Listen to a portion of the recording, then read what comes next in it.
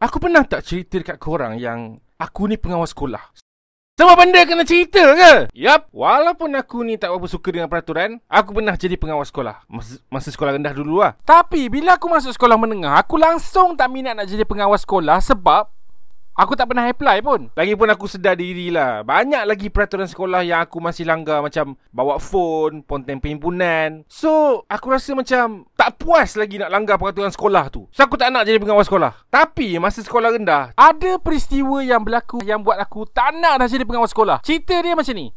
Kebiasaannya, kalau nak jadi pengawas kat sekolah aku ni, kau kena berumur darjah 4 ke atas. Kalau kau tak sampai darjah 4, kau akan dikira underage. Tapi sebenarnya aku ni minat sangat nak jadi pengawas perpustakaan. Walaupun masa tu sekolah aku tak ada perpustakaan, tapi aku nak jadi pengawas perpustakaan sebab baju diorang semat tu. Baju pelajar biasa warna purple. Apa kelas warna purple? So aku tak nak nampak biasa. Aku nak nampak kuning. So bila aku start je masuk darjah 5, aku pun jadilah pengawas perpustakaan. Lepas tu aku dengan dak-dak aku pun gunakan bilik store yang orang tak pakai dan susun buku-buku kat rak tu dan jadikan store tu sebagai perpustakaan sekolah aku. Sebab aku perform sangat masa tu, aku telah di-offer untuk jadi pengawas sekolah. Offer ni jadi pada satu hari ni. Masa tu aku baru sudah makan. Dan masa aku nak letak pinggan dalam besen tu, ustaz aku tarik tangan aku dan dia cakap macam ni, "Wang, mu nak jadi pengawas sekolah tak?" Masa tu aku macam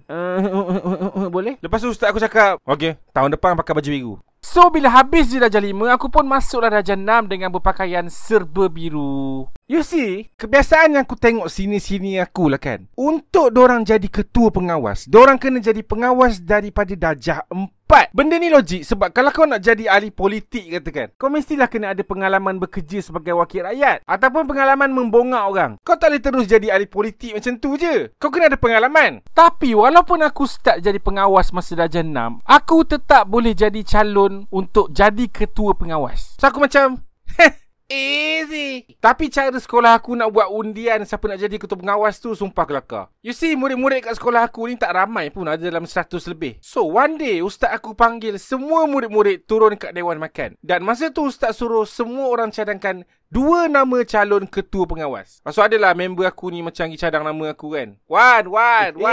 Apa ni? Ya Allah, tak payahlah. Aduh, benar macam ni. Lepas tu aku dengan seorang lagi calon ketua pengawas pergi kat depan khalayak ramai. Cara diorang nak undi ni cukup simple, cukup senang, ringkas dan padat. Cara dia, seorang sekali je boleh undi. So kalau kau dah undi calon A, kau dah tak boleh nak undi calon B. So calon yang dapat undi paling banyak, dia menang. Jadi masa nama aku disebut, almost semua orang angkat tangan. Tak. Bukan almost. Memang semua angkat tangan. So bila dah semua angkat tangan, bila giliran member aku ni pula, tak ada seorang pun angkat tangan. Termasuklah orang yang calon nama dia tadi tu. Dan yang paling sedih, orang yang calon nama dia tu adalah adik dia sendiri. Pam.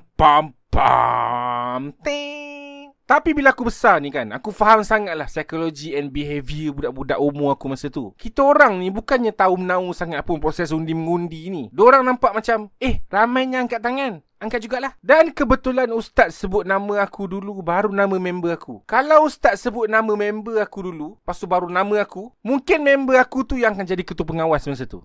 Ataupun memang aura aku 1000 lebih masa tu.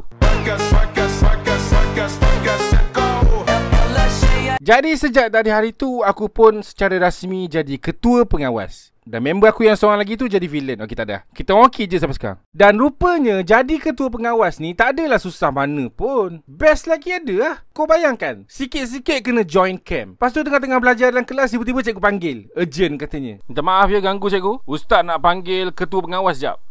Nak suruh alihkan masjid. Cabaran dia tu tak banyak sangat. Paling-paling pun kena tebalkan muka, bawa hello, panggil semua orang turun perhimpunan sebab sekolah aku tak ada loceng dan speaker announcement. Perhatian kepada murid-murid, sila turun ke dataran sekarang juga. Jangan sampai saya mengamuk kat sini.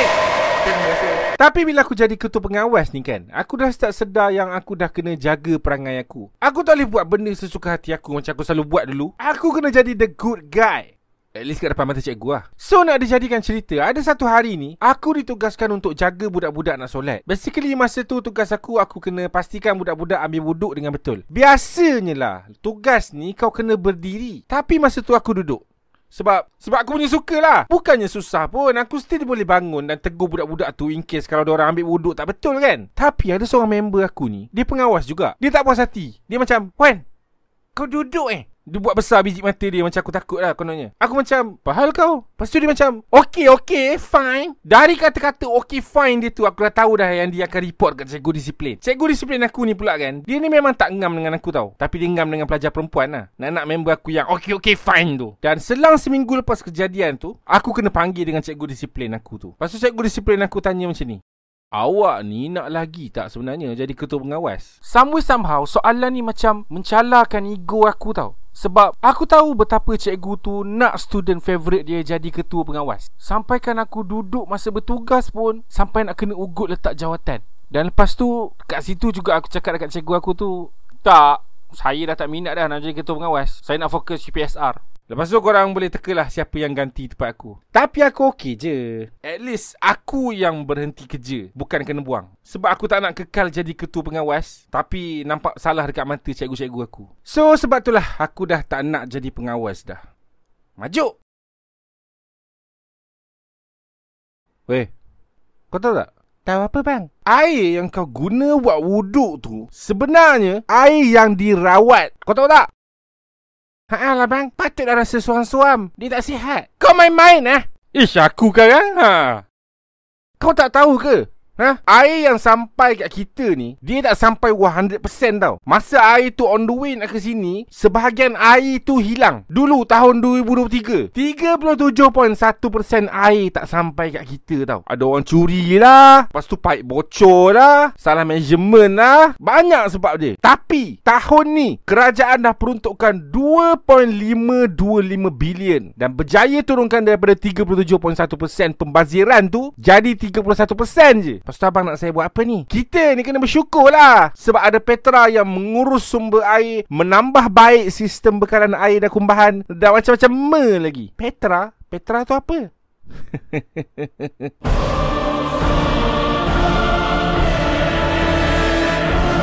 Hai guys, terima kasih sebab sudi untuk menonton. Aku rasa cerita kali ni macam sedikit beremosi lah. Aku harap korang tak ambil hati sebab segala emosi yang aku rasa tu semua masa aku dah jenam. I think tahap kematangan aku pun dah meningkat dah sekarang. So kalau aku yang sekarang berada kat situasi aku yang masa dah jenam dulu, mungkin aku akan bertindak dengan lebih profesional. Mungkin aku akan ajak cikgu aku tu main Roblox ke, atau main game bawa bola pingpong dalam sudu ke kan. Tapi tu lah, dulu aku tak matang sangat. Oh by the way, untuk korang yang terlepas pre-order komik masa bulan 8 hari tu, sekarang korang boleh beli secara online dekat link Shopee aku kat description. Aku ada print lebih sikit hari tu. So kalau korang berminat, boleh dapatkan. Jumpa korang lagi kat next video. Okay, bye.